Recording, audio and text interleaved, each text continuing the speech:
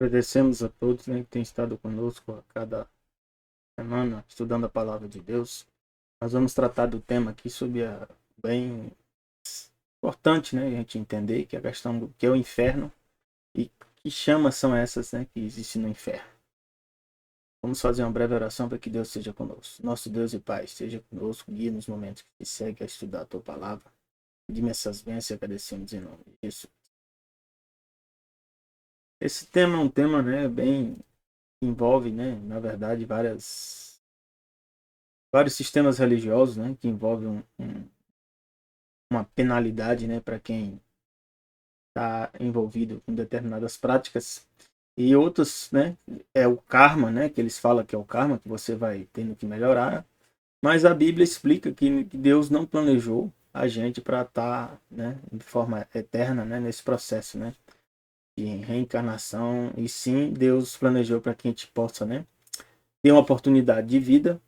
Nessa oportunidade de vida, nós devemos conhecer o Evangelho suficiente para tomar uma decisão. E em função dessa decisão, nós estaremos decidindo o nosso futuro. E esse futuro tem dois caminhos, hein? Um é você obter a vida eterna, o outro é o caminho, né, que é a morte eterna. De forma síntese, seria isso. Então a Bíblia nos diz que a gente tem que aprender, né, a examinar, né, como 1 Tessalonicenses 5:21, examinem todas as coisas e retenham o que é bom. Significa, né, que depois do mundo de pecado, tem coisas que estão misturadas, né? Tem coisas que são boas, né? E tem outras que estão misturadas com coisas ruins. Imagine, respirar, sem respirar nós morremos, mas respirando, né? Tem pesquisas que mostram que a gente oxida, né? Nesse processo de oxidação, a gente termina aumentando o processo de envelhecimento e levando à morte. Então, a gente tem que viver da melhor maneira possível.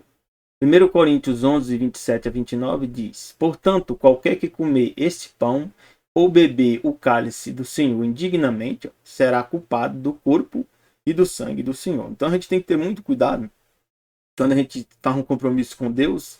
E nesse compromisso Deus falou, né, o nosso Senhor Jesus, que nós devíamos comer do pão, né, e beber do cálice, né, e isso representa, né, a memória, né, da morte dele, do sacrifício dele por nós. Mas nós não podemos devemos ter cuidado de não beber, né, de forma irrespeitosa, de forma indigna. É por isso que aqui que nós temos que fazer o quê? Novamente, examine-se, pois o homem é a si mesmo.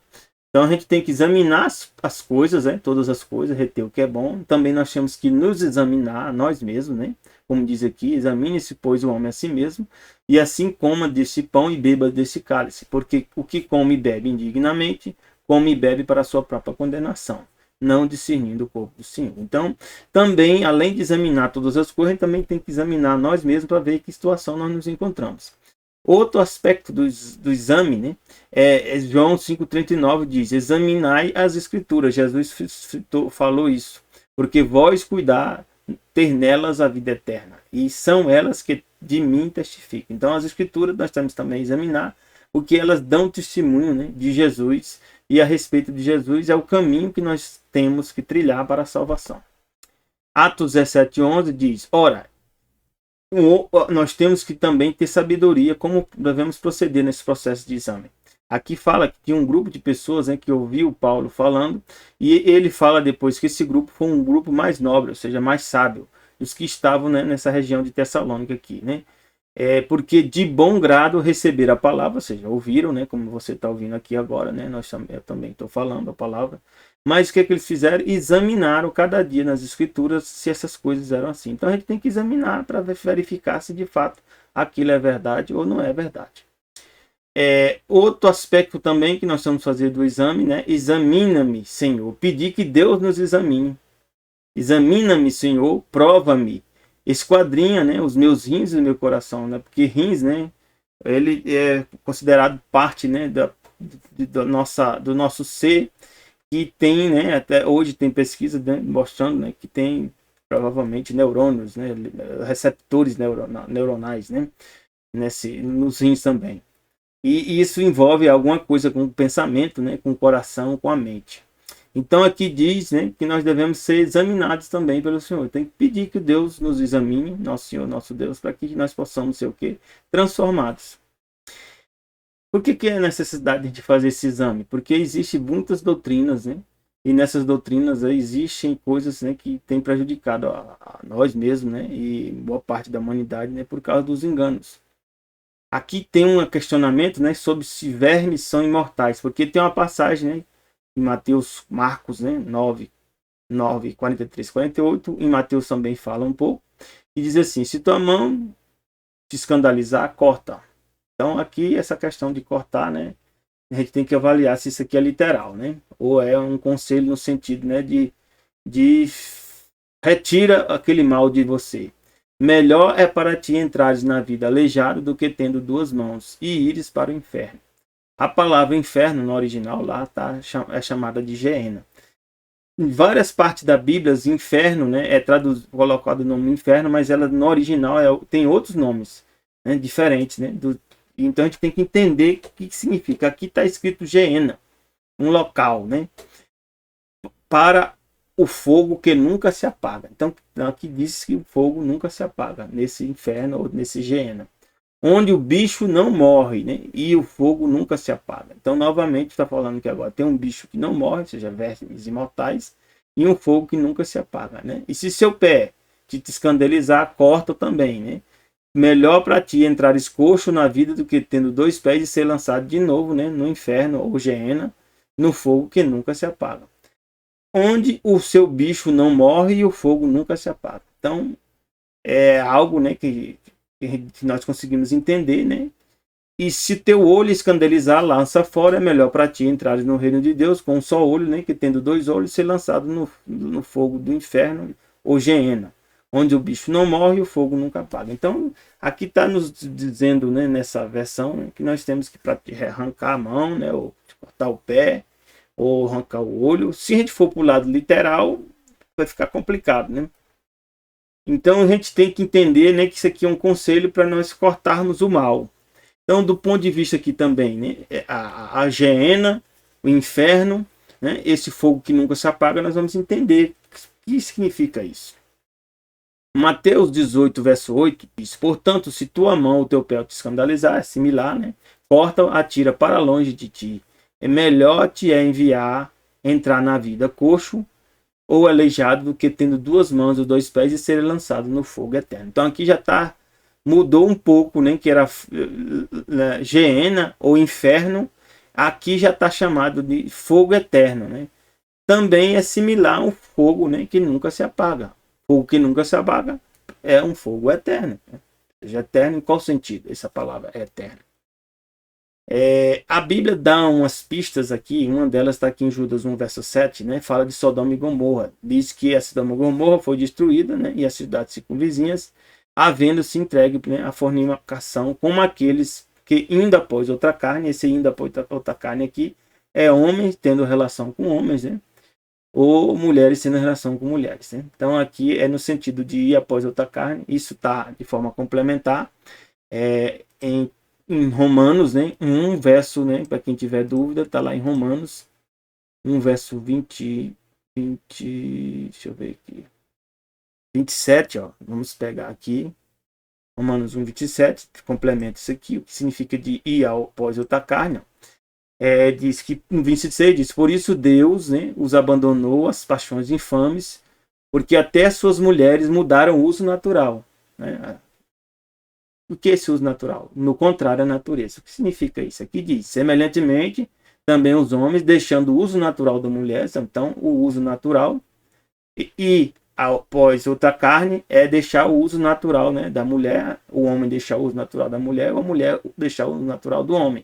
E se inflamaram em sua sensualidade um para com os outros, homens com homens, cometendo torpeza, recebendo em si mesmo a recompensa que convinha seu erro. Então, aqui a Bíblia explica, né, que isso é o problema, né, que existia, né, e que causou, né, uma destruição da Sodoma e Gomorra. Mas diz aqui esse detalhe que foram postas, por exemplo, sofrendo a pena do fogo eterno. Então, o mesmo Mateus 18 fala de fogo eterno, aqui também lá em Sodoma e Gomorra fala de fogo eterno. Então, se a gente entender que é a mesma coisa, e aqui é a mesma coisa, então o fogo eterno da cidade de Sodoma e Gomorra, a gente tem que estar vendo esse fogo ainda lá. Porque ele é eterno, ele nunca se apaga. Mas nós não vimos, né, na região, né, do Iraque, aquela região lá onde estava Sodoma e Gomorra, a região da Medo-Pérsia, né? Nós não vimos esse fogo continuamente, desde a época, né, da destruição de Sodoma e Gomorra. Então, é eterno em qual sentido? É um sentido que uma vez que ele foi lançado, ele não vai ser apagado. Ele vai consumir todas as coisas que tem que consumir e aí vai cumprir o propósito. Então, é eterno o quê? Nas consequências. Sodoma e Gomorra nunca mais voltou. Então, as pessoas que foram lançadas no inferno, na Geena, também nunca mais vão voltar. Porque o fogo tem consequências o quê? Eternas. E aí a gente começa a entender um pouco o que significa, né, o inferno e que fogo é esse. Aqui também tem outra passagem que fala em Malaquias, né, 4, verso 1, porque eis que aquele dia vem ardendo como fornalha. Todos os soberbos, né, as pessoas que se exaltam, né, são pessoas, né, que acham que são mais importantes que Deus, né, soberba. Todos que cometem impiedade, impiedade aqui vem da palavra também é ligada à palavra de ímpio, e ímpio está ligado à palavra da pessoa que desobedece a Deus em seus mandamentos. E justo é aquele que aceita Jesus como Salvador. Diz aqui que essas pessoas serão como palha. Né? Palha na fornalha, o que acontece com ela? Ela é consumida. E o dia que está para vir os abrasará. Ou seja, esse fogo eterno é justamente um fogo que vai abrasar. Diz Yahvé dos exércitos, de sorte que não lhes deixará nem raiz nem ramo. Alguns comentam, né, que essa parte de raiz aqui seria Satanás. E o ramo também seria as pessoas, né, os ímpios aqui. Pode dar essa interpretação, mas aqui não está explicando de forma específica sobre isso. Apocalipse 21, verso 1 diz, né, de forma complementar. Se o fogo é eterno e ele vai ficar a eternidade as pessoas sendo consumidas, então fica complicado com algumas promessas que Deus deu na palavra dele. Por exemplo, Apocalipse 21, 1 diz: eu vi um novo céu e uma nova terra, porque já o primeiro céu e a primeira terra passaram e o mar já não existe. Então Deus diz que uma hora vai renovar tudo. Então, nessa renovação, o inferno também vai deixar de existir. Por isso que aqui Apocalipse 21, 4, 5 diz, ó, Deus limpará dos seus olhos toda lágrima. Depois que ele fizer isso, não haverá mais morte. Se não haverá mais morte, essas pessoas que ainda estariam, né, sendo consumidas nesse fogo eterno, estariam ainda passivas de morte. Mas aqui diz que não haverá mais morte. Nem pranto, nem clamor, nem dor, porque já as primeiras coisas são passadas. Então Deus vai restaurar e não vai haver mais morte. E diz, o que estava sentado sobre o trono disse, eis que faço novas todas as coisas, e disse, escreve, porque essas palavras são o quê? Verdadeiras e fiéis. Então Deus está, Jesus, né? Nosso Senhor Jesus e Deus, Pai e Espírito Santo estão confirmando que isso vai ser alterado. E a Bíblia também diz, né? Portanto, né? Aqui Mateus 25, 5, 29 fala, portanto, se teu olho direito te escandalizar, agora a gente começa a entender um pouco mais. Arranca ou lança para longe de ti, pois te é melhor que perca um dos membros que ser lançado no inferno, ou seja, Geena. Geena é um lugar, né, provavelmente que vai ser aqui na terra, porque Deus diz, né, a Bíblia diz que os ímpios, né, e também Satanás e os demônios, né, serão destruídos aqui na terra. E na Bíblia, fala em Apocalipse 20, 14, também fala que a morte, como eu falei para vocês, também vai ser destruída. Ó. A morte, né, que no original fala Thanatos, e o inferno, aqui já não é mais o Geena, aqui é chamado Hades, e Hades é um deus grego, romano, né? Pode estar relacionado com Satanás, né? E foram lançados no lago de fogo. Esta é a segunda morte. Por que eu digo isso? Porque a Bíblia também fala, em Apocalipse 20, né, que Satanás vai ser lançado nesse lago, né, de fogo e enxofre, junto com os anjos. Né? Aqui está no verso 20, né? Aqui... Deixa eu ver aqui. Aqui, ó, 20. Vamos pegar aqui. Né? Apocalipse 20, ó, verso 10. E o diabo que os enganava, ó, foi lançado no lago de fogo e enxofre, que é a segunda morte. E esse fogo aqui é eterno, porque Satanás vai ser consumido. As consequências, Satanás nunca mais vai voltar à vida. Onde estão também a besta e o falso profeta. Ou seja, aqueles que seguiram a besta e o falso profeta também vão ser destruídos. De dia e de noite serão atormentados para todo sempre. Que sempre é esse aqui? Sempre depende do ser, né? Por exemplo, eu digo, eu caso com minha esposa, né, para sempre, até que a morte me separe dela, né? Então, esse sempre meu tem um limite até que eu morra. Já para os anjos, também significa para sempre para os anjos. Também até que eles morram. Se fosse para Deus o para sempre, aí sim, esse para sempre aqui seria eterno. Porque Deus não morre. Né? Então a gente tem que entender o para sempre depende da pessoa, né, que está envolvida, ou seja, da figura que está envolvida. Então aqui, como são o diabo, né, são as pessoas, né, que estão representadas pela besta e o falso profeta, esse para sempre aqui até que eles morram. Eles vão ser consumidos, né, atormentados nesse processo de destruição pelo fogo, mas uma hora eles vão ser consumidos. Pelo que? Já sabemos que é o chamado lago de fogo e enxofre, que é a segunda morte, que é também, né, o fogo eterno. Um fogo eterno em suas consequências. Aqui fala, verso 14, que eu li de novo, a morte e o inferno foram lançados no lago de fogo, que é a segunda morte. Então, aí nós podemos já entender, né, bastante coisa. E voltando aqui, né, para os comentários, aí nós podemos entender aqui que esse Hades aqui pode estar relacionado com Satanás. Né? E também santos no purgatório, né, fala Eclesiastes 9:10, que outra visão, né, que vem de pessoas, né, que as pessoas talvez, né, não fossem consideradas tão ruins, né, para ir para o inferno. É uma visão católica e também misturada com as visões, né, de outras religiões, né, que não são cristãs, né, e pessoas que não são tão boas que ainda não deveria ir para o céu. Então eles criaram a figura do purgatório. Hoje já tem outra figura, foi criada o limbo, né, porque eles dizem que as criancinhas pequenas, né, não deveria estar no purgatório, sim no limbo. Então já criou-se mais outro lugar, né, que não está na Bíblia, né, que não está na palavra de Deus.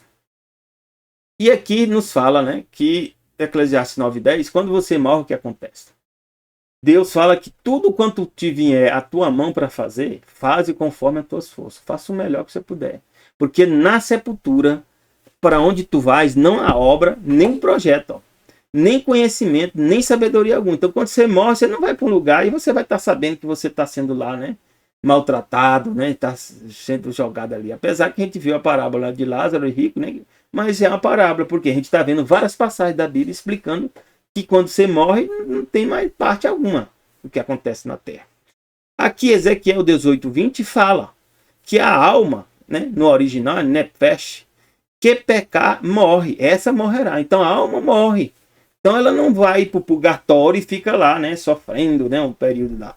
A Bíblia diz que morre, quem peca, morre. Então como nós pecamos, nós morremos. Também diz a Bíblia que o filho não levará a iniquidade, os seus pecados do pai. O que o pai fez, quem assume é o pai. O que o filho fez, quem assume é o filho. Nem o pai levará a iniquidade de seu filho. A justiça do justo ficará sobre ele. Ou seja, cada um é responsável pelas suas escolhas.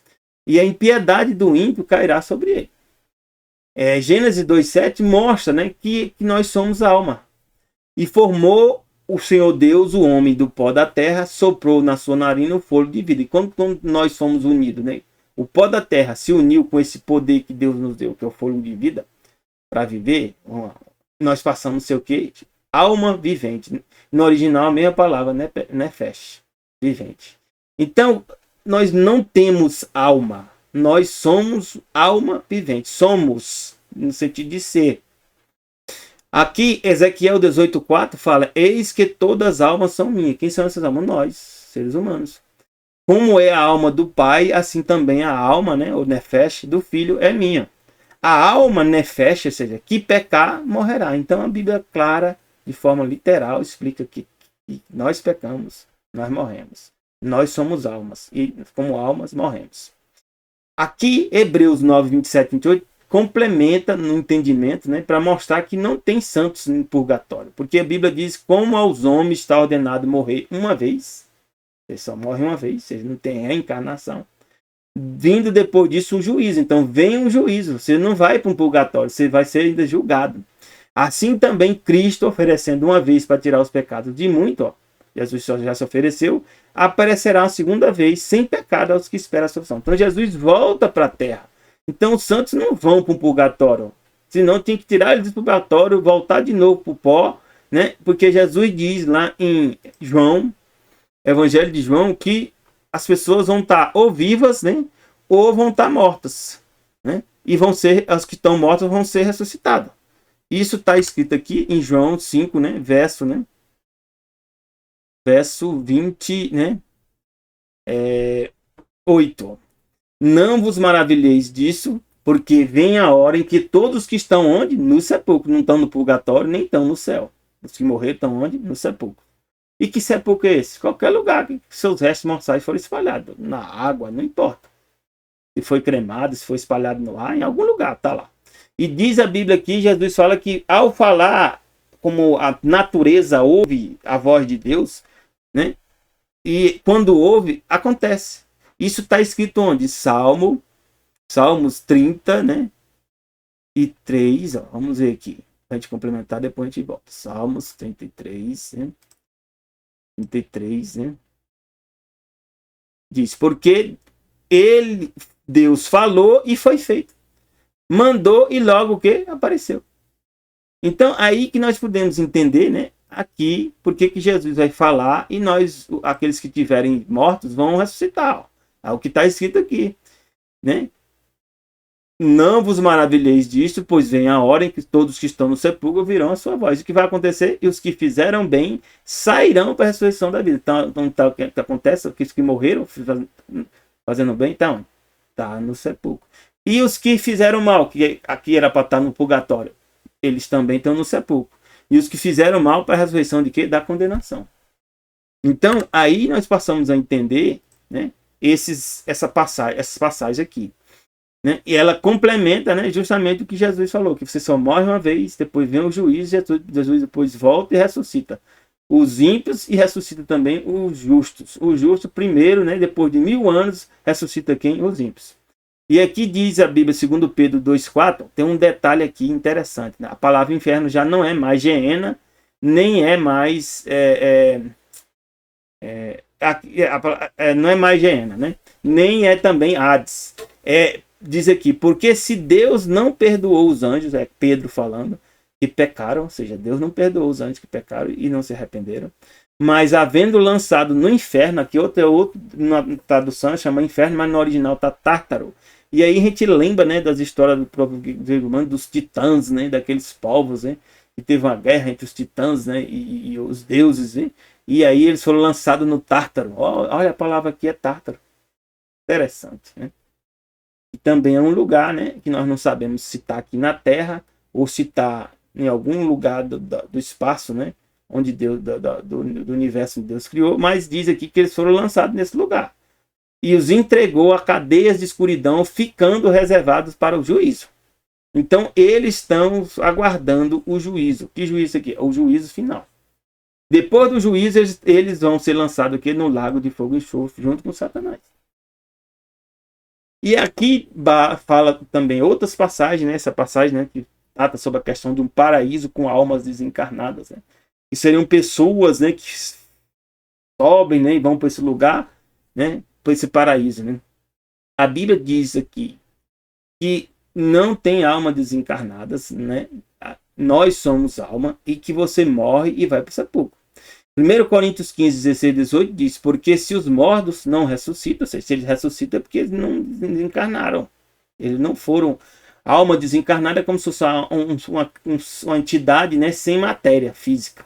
Né? A Bíblia não diz isso. Diz que nós somos o quê? Matéria física e fôlego de vida juntos.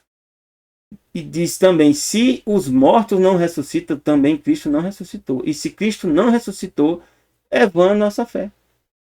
E ainda permaneceis nos nossos pecados, e também os que dormirem em Cristo estão o quê? Perdidos. Então não tem sentido nenhum, a gente está nem falando aqui. Se não há ressurreição e se as pessoas já foram para o céu. A Bíblia diz que não. E a Bíblia diz, quem é que está no céu? Tem dois tipos de pessoas que já podem estar no céu, ou que já estão. E a gente sabe algum deles, que a Bíblia própria revela.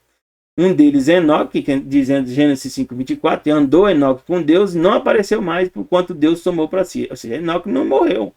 Deus levou ele vivo. Também muitos que vão estar na segunda vinda de Jesus não vão morrer. Eles vão para o céu vivos. Esse grupo existe.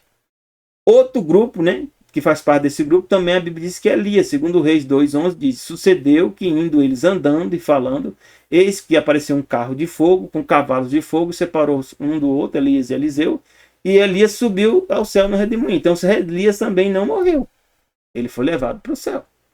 Mas outro grupo é daqueles que morrem, né, sendo justos, né, que aceitam Jesus como Salvador. É o caso de quem? De Moisés. Moisés morre, né, e depois Jesus vem reivindicar o corpo, porque a Bíblia nós já sabemos que quem é arcanjo significa chefe dos anjos, e Miguel significa aquele que é como Deus. Então o chefe dos anjos que é como Deus, quem é? Jesus. Quando contendia com o diabo, né, ou seja, Satanás não queria que Jesus ressuscitasse Moisés, porque Moisés tinha pecado, igual nós somos pecadores, mas aqui tem a comprovação que aquele que crê em Jesus, permanece em Jesus, mesmo sendo pecador, e tem fé em Jesus, vai ser ressuscitado. Amém? Louvado seja nosso Deus. E Jesus veio e disputou a respeito do corpo de Moisés e Satanás, e mesmo assim Jesus ressuscitou a Moisés. E Jesus nem entrou como diz, em discussão, né, com Satanás. Nem ousou pronunciar juízo de maldição contra ele, mas disse: o Senhor te repreende, Deus te repreende. E aí mostra Marcos 9:2-4, tem a passagem que Jesus se encontra com quem? Com Elias e Moisés. Elias representando o quê? Os que vão para o céu sem morrer. E Moisés, aqueles que vão para o céu mesmo tendo morrido. De 6 dias depois, Jesus tomou consigo Pedro, Tiago e João e levou a sós, em particular, a um alto monte, e transfigurou-se diante deles. E suas vestes tornaram-se resplandecentes. Né? Jesus, né, manifestou a sua glória. Extremamente brancas como a neve, como nenhum lavadeiro sobre a terra podia branquear. E quem apareceu, né, junto lá? Apareceu Elias e Moisés e falava com Jesus. Né? Jesus estava num momento difícil em relação à morte, né, dele, que ele tinha morrido na cruz, e Deus envia, né, esses dois seres para dar, né, estimular, né, confirmar com Jesus o plano da redenção. Louvado seja nosso Deus. Nós podemos dizer que Deus, os planos dele se cumprem, meus irmãos. Então a visão verdadeira e bíblica da verdade está na Bíblia. Porque a própria Jesus disse: eu sou o caminho, a verdade e a Bíblia. Ele fala em João 17:17, a tua palavra é a verdade. Então o que está na Bíblia é a verdade. João 5:11-13 fala: o testemunho é este. Qual o testemunho? O testemunho é você. Está confirmando que aquilo é verdade. Que Deus nos deu a vida eterna. Como é que Deus nos deu a vida eterna? Essa vida está em seu Filho. Jesus é a garantia que nós teremos o quê? Vida eterna. Amém? Louvado seja nosso Deus. Quem tem o Filho tem a vida. Ou seja, se nós temos Jesus, como é que tem Jesus? Jesus: quem crê em mim, o batizado será salvo. Quem perseverar até o fim e se mantiver na fé, será salvo. É esse que tem Jesus.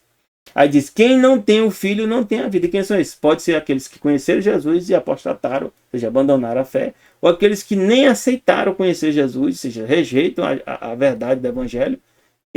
Então esses aí nem tem o Filho de Deus, já não tem a vida. Ou seja, por que não tem a vida? Porque como nós somos pecadores, todos nós já naturalmente já somos, né, passíveis de morrer a morte eterna. Nós só não morremos a morte eterna porque Jesus fez esse sacrifício por nós. Senão toda a humanidade seria destruída.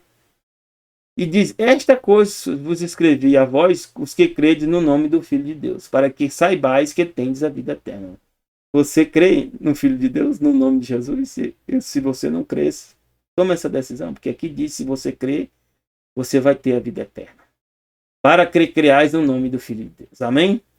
1 Timóteo 6,15-16 fala outro detalhe, né, mostrando claramente que tudo que existe no universo é mortal, exceto Deus. Aqui 1 Timóteo 6,15-16 diz: a qual seu tempo mostrará o bem-aventurado, o único poderoso Senhor. Quem é esse bem-aventurado? Jesus. E aqui diz a Bíblia que ele é o único poderoso Senhor. Diz também que ele é o Rei dos Reis e Senhor dos Senhores. Tudo isso é verdade. E diz que aquele que tem ele só a imortalidade e habita em luz inacessível, a quem nenhum dos homens viu nem pode ver.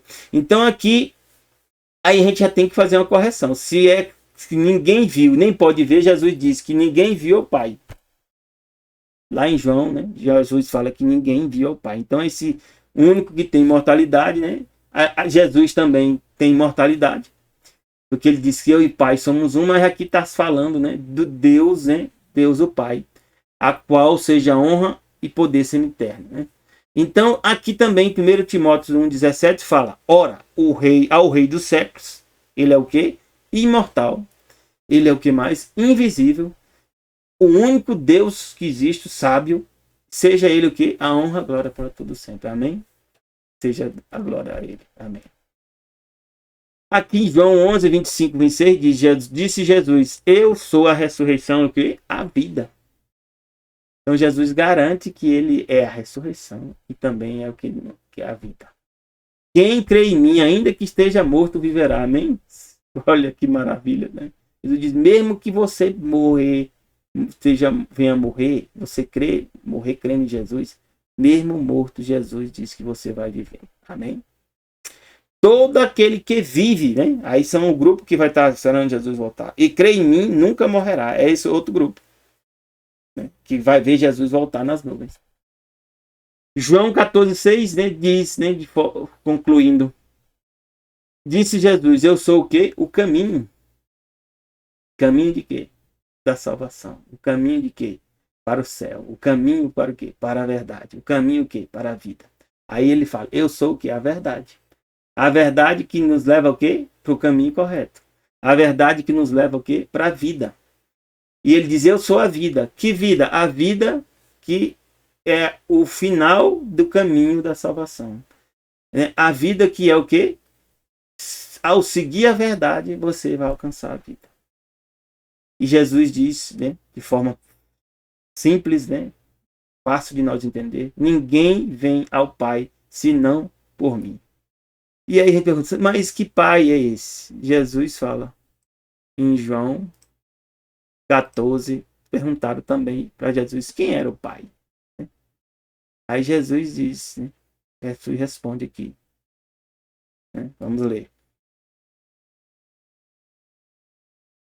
Quem é o pai? Aí o pai é o pai que é o que tá, é o invisível. Mas aqui também é o pai que às vezes a gente não entende. Né? Aqui diz, né?